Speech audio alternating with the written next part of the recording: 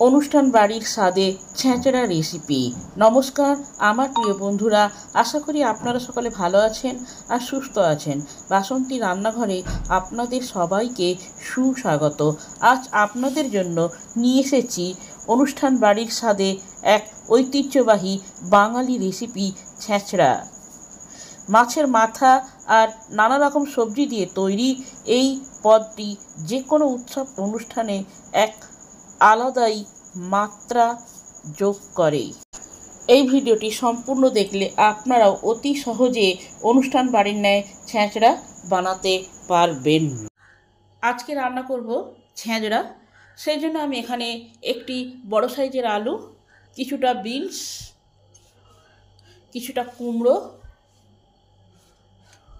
500 গ্রাম পুঁই শাক, ডাঁটা আর শাক আলাদা করে কুচিয়ে রেখেছি, কারণ ডাঁটা সেদ্ধ হতে সময় লাগে বেশি আর শাক তাড়াতাড়ি সেদ্ধ হয়ে যাবে। ওখানে আছে একটি গাজর, 5 পিস পটল। আমি আমার রান্নাঘরে যে সবজিগুলো ছিল সেই সবজিগুলোই নিয়েছি। আপনারা আপনাদের পছন্দ মতন সবজি দিয়ে এই রান্নাটা করতে পারেন।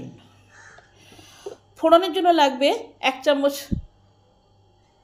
পাঁচফোড়ন, 2টি শুকনো লঙ্কা আর 2টি তেজপাতা।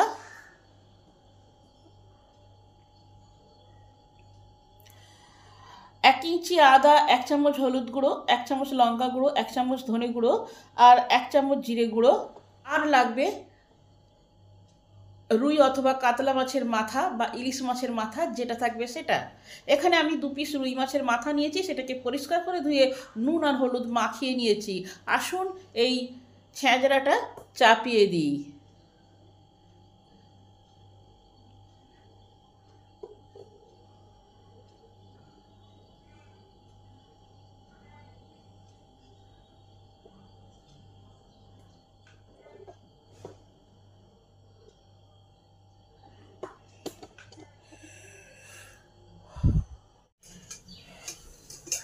কড়া গরম হলে কড়াই দিলাম পরিমাণ মতন তেল।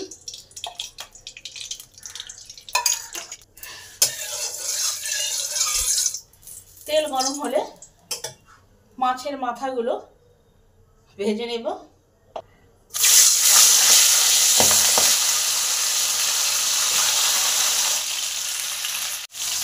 মাছের মাথাটা উল্টে পাল্টে লাল লাল করে ভেজে তুলে নেব।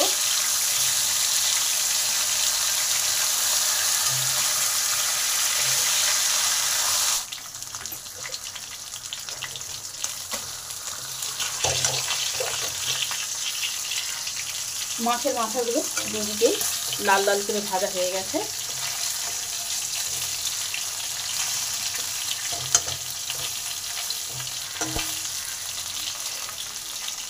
এবার নামিয়ে নিলাম।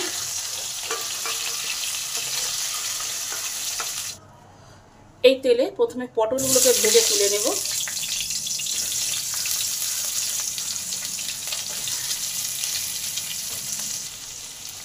স্বাদ অনুযায়ী নুন দিলাম, সামান্য পরিমাণ হলুদ গুঁড়ো দিলাম,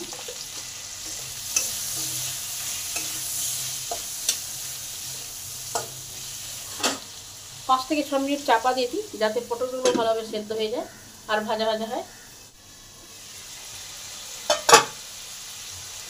পটলের সাথে এখানে আলুগুলোকেও তুলে দিয়েছি, পরিমাণ মতো নুন দিয়েছি। এবার আলু আর পটল একসঙ্গে ভেজে নেব। 5 মিনিটের জন্য চাপা দিয়ে দিলাম, আলু পটল যাতে ভালোভাবে ভাজা হয়।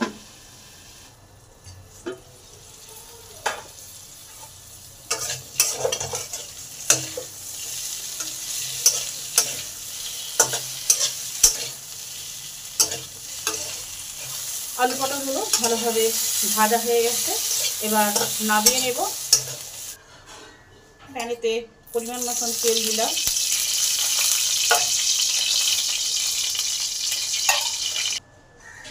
এবার এতে 1/2 চামচ পাঁচফোড়ন দিলাম, 2টো তেজপাতা দিলাম, 2টো শুকনো লঙ্কা ভেঙে দিয়ে দিলাম। এগুলোকে ভালো করে ভেজে নেব। এগুলো যত ভালো ভাজা হবে ছেঁচড়াটা খেতে তত টেস্টি হবে। পাঁচফোড়ন, লঙ্কা, তেজপাতা ভালো করে ভাজা হয়ে গেছে। এই সময় কিছুটা মাছের তেল আছে, এটাও ভেজে নেব। মাছের তেলটাকে ভালো করে ভাজা করে নেব।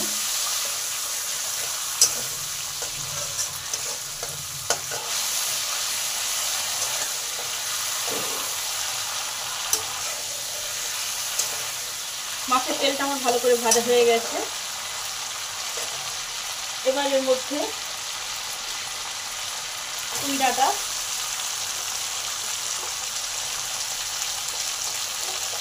গাজর,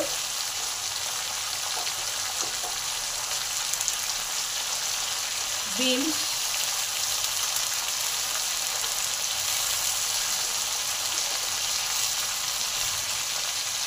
আর কুমড়ো, এগুলো ভালো করে ভাজা ভাজা করে নেব।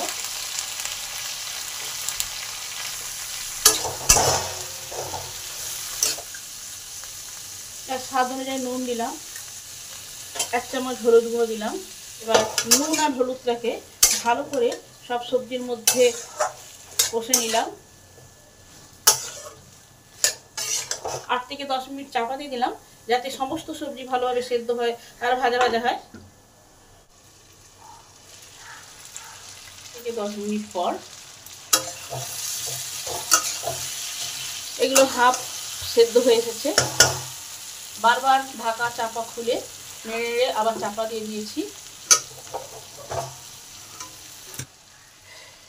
এবার আদাটাকে গ্রেট করে দেব। আদাটা ভালো করে কষে নেব। আদার কাঁচা গন্ধটা যতক্ষণ না যাচ্ছে ততক্ষণ একটু ভালো করে কষতে হবে। লঙ্কা গুঁড়ো, জিরে গুঁড়ো, ধনে গুঁড়ো সব একসঙ্গে দিয়ে দিলাম।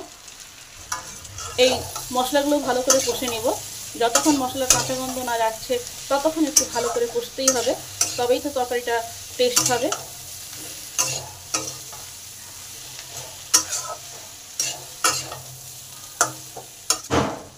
আরও 5 থেকে 6 মিনিট চাপা দিয়ে দিলাম, যাতে মশলার গন্ধটা একবারে চলে যায়।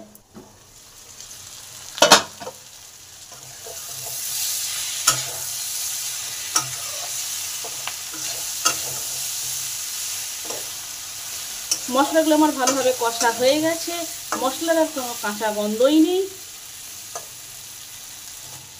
সবজিগুলো হাফের বেশি সেদ্ধ হয়ে গেছে।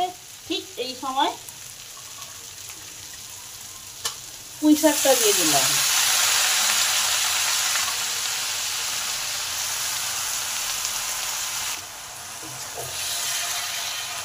শাকটাকে ভালো করে সবজির সাথে মিশিয়ে দিই। এবার আবার 8 থেকে 10 মিনিট চাপা দিয়ে দিই, যাতে সমস্ত সবজি ভালোভাবে সেদ্ধ হয় আর ভাজা ভাজা হয়। 8-10 মিনিট পর চাপাটা খুলে দেখি কি অবস্থা।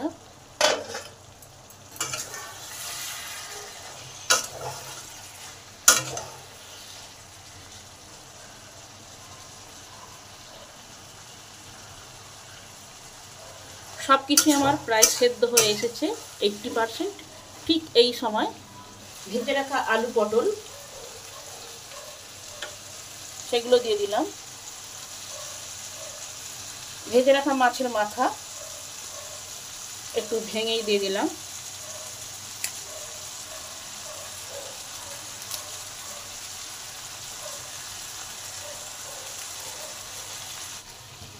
এবার সব কিছু একসঙ্গে মিশিয়ে নেব।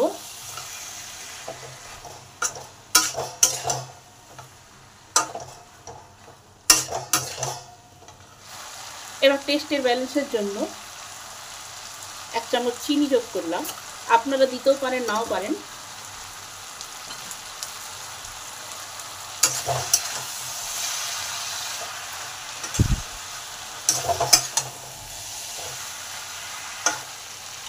এবার হাফ কাপ জল যোগ করলাম। গ্যাসটাকে হাই হিটে করে দিলাম। এবার সব কিছু একসঙ্গে 5 থেকে 6 মিনিট ফুটিয়ে নেব, তাহলেই ছেঁচড়াটা আমার কমপ্লিট হয়ে যাবে। 8 থেকে 10 মিনিট চাপা থাক। 8 থেকে 10 মিনিট পর চাপাটা করে দেখি কি অবস্থা।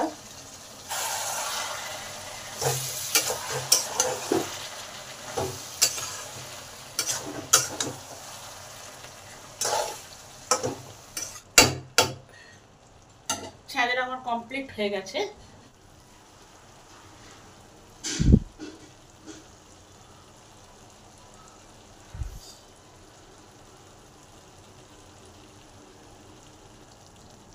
এক চামচ ভাজা মশলা ছড়িয়ে দিলাম,